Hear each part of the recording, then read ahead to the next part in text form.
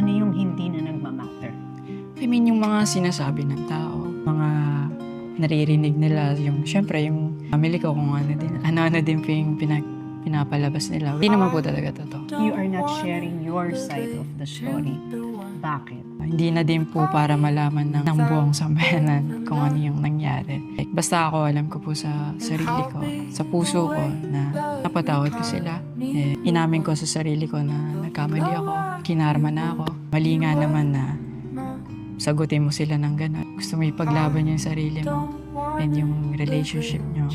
Pinagdasal ko yung kay Lord, kumingi ako ng tawad, magpo-focus na ako sa sarili ko ngayon. Yung blessing na binigay ni Lord ngayon, like, sobrang di mo ma-explain yung ganong kalaking achievement and blessing na binigay niya. Binigyan niya ako ng mga tao talaga na totoong magmamahal sa akin, totoong susuportahan ako. Diyan sila, kasama ko sila